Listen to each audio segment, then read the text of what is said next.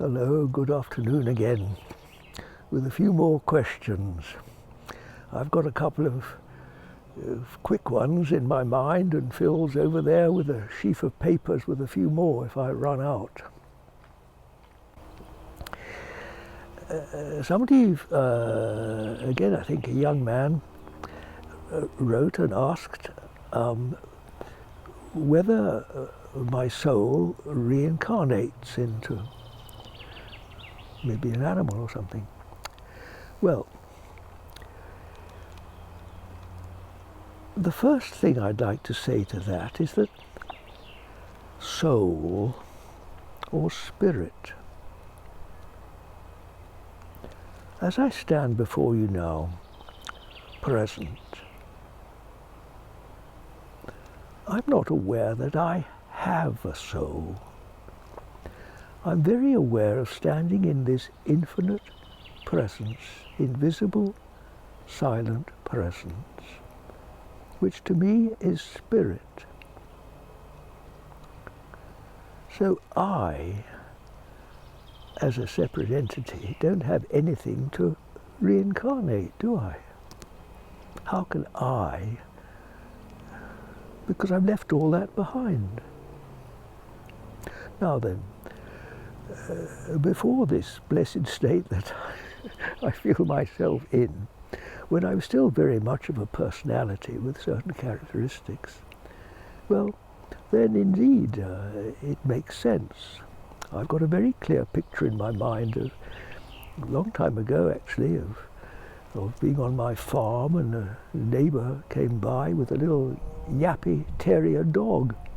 I remember watching this little dog just across the dike there and thinking, you're a person. You're just that sort of yappy, won't stop talking, insistent little personality that I'm sure we all know only too well. And how appropriate that in your next incarnation you should end up like that little yappy terrier dog.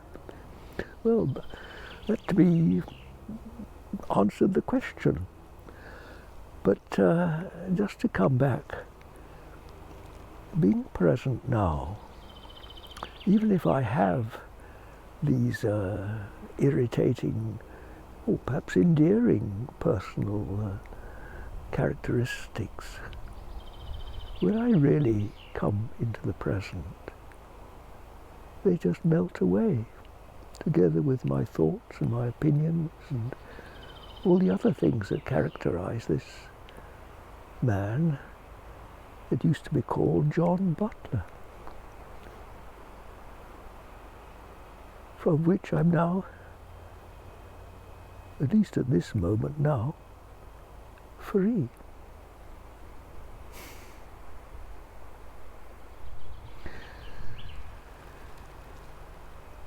And the other question comes from a lady.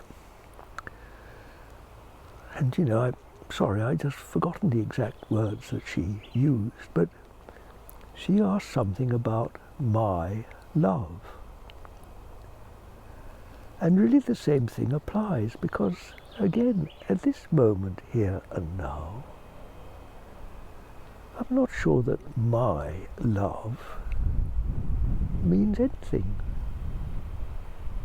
Because love is this infinite spirit, isn't it? It's nothing to do with me. How can it possibly be my love? It's just love. If you like, with a capital L. Just love. Just like the sky, like the air, like the sun.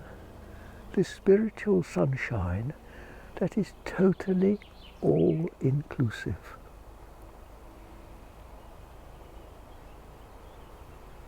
And that includes, to use an old expression, warts and all, if it sees them. But really sunshine, love like sunshine, sees nothing that is not, well, nothing that is not love.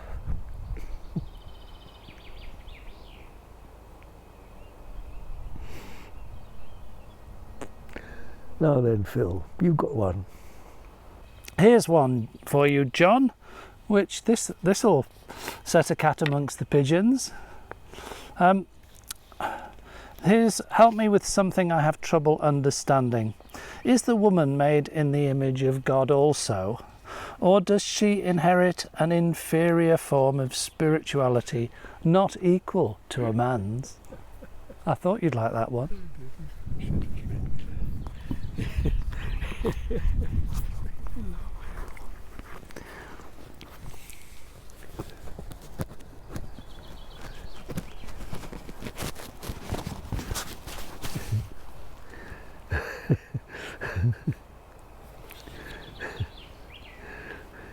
Good to go. Oh dear, these questions just make me laugh now, because really, you see, all this belongs in the realm of duality, where all this is terribly real and terribly important, and indeed we spend so much time trying to work it out. Well, I'm not going to play that game, because thank goodness I've grown out of it. Look, just come back here. Here now. And feel this blessed presence, which is undivided. I've already said and tried to say to you that this presence isn't called John Butler. John Butler's like a puppet, a sort of puppet that is voicing whatever it is. But the real teacher, the only significant thing about this video is this still, silent presence.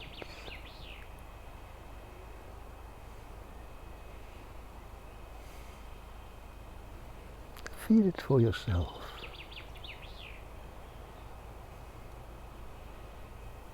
And then see where this question arises from. It arises because we're not here. It arises from absence of the one which we call duality.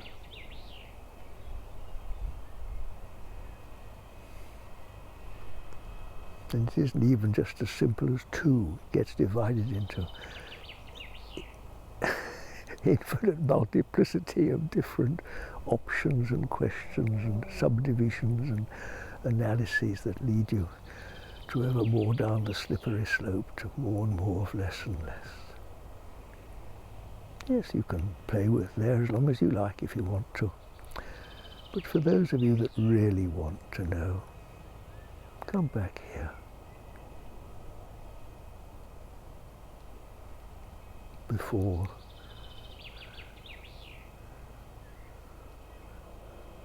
you know, man, the original word for man was always inclusive of both sexes in the old understanding of man. God made man. It's only our obsession with sexuality and difference that makes us debase that original word, meaning, I suppose you could say, mankind, or well, really it refers to the spiritual extension of God in the same image of God, which of course is spirit. It's a spiritual image of a spiritual God. Therefore it's without name and form. It's one. You could see it rather like, you know, Father God and Mother Earth. There is the creation, you see. Father God and Mother Earth. Long before what we call humanity walked onto the scene and started screwing it all up. You know, the archetype, the eternal feminine.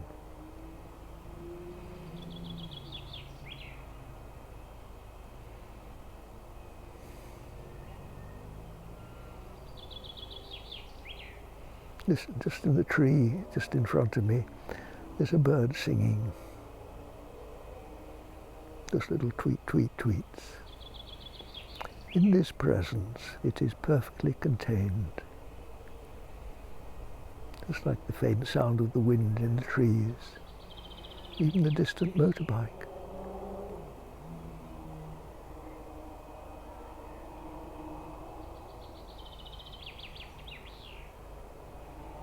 In the real world, there is no division at all.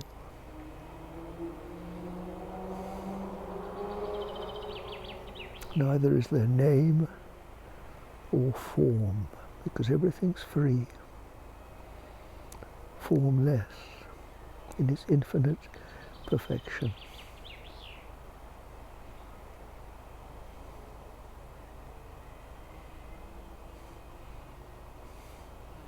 I'm not sure if I've answered the question, so have I? Phil nods. You've collapsed the question. I've collapsed it. Well, it's probably in a way a better thing to do, but in a kindly way, I hope.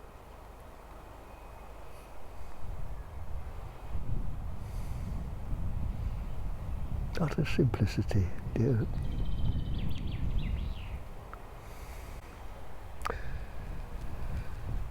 I distrust complexity, and I feel much safer not knowing than pretending that I do.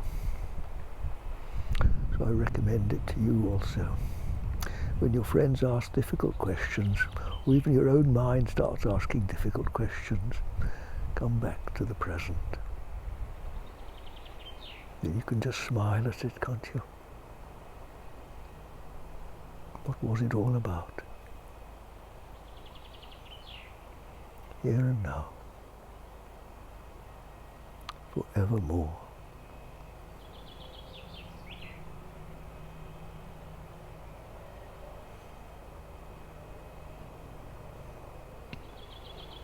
God bless you.